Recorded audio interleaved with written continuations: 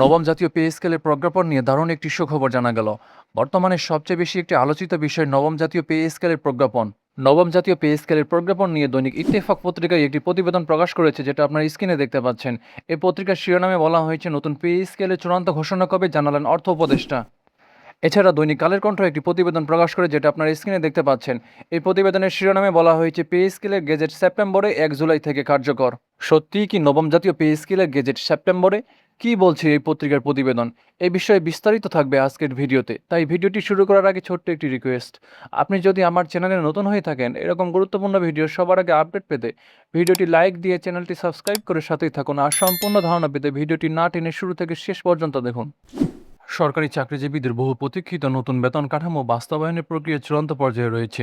এটি কবে থেকে এবং কত ধাপে কার্যকর করা হবে সেই বিষয়ে শিগগিরই মন্ত্রিসভার বৈঠকে নীতিগত সিদ্ধান্ত নিয়ে আনুষ্ঠানিক ঘোষণা দেওয়া হবে বলে জানিয়েছেন প্রধানমন্ত্রীর অর্থ ও পরিকল্পনা বিষয়ক উপদেষ্টা রাশেদ আল মাহমুদ তিতুমির।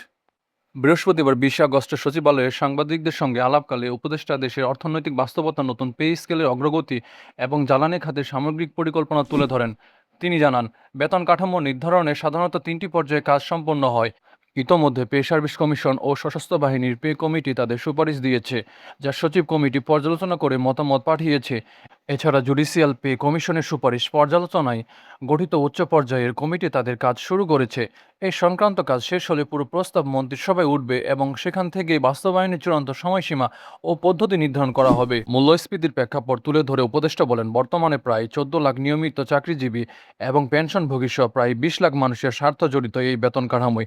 তবে বেতন বৃদ্ধির মাধ্যমে দুর্নীতি সম্পূর্ণ দূর হয়ে যাবে সরকার এমন কোনো দাবি করছে না, বরং একটি যৌক্তিক ও কার্যকর কাঠামো গড়ে তোলাই মূল লক্ষ্য। তিনি আরও উল্লেখ করেন, সরকারি ও বেসরকারি খাতের বেতন কাঠামোর তুলনা সরাসরি দেখা যায় না।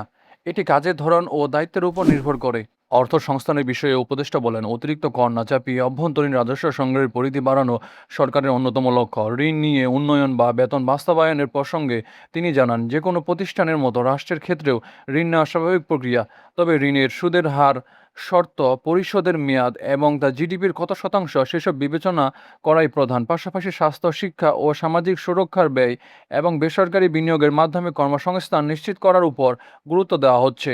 ঋণের সুদ, ব্যয় বেড়ে যাওয়ার পরও ভুল ও বিভ্রান্তিকর পরিসংখ্যানের মাধ্যমে উন্নয়নের প্রচার চালানো হয়েছিল বলে তিনি মন্তব্য করেন।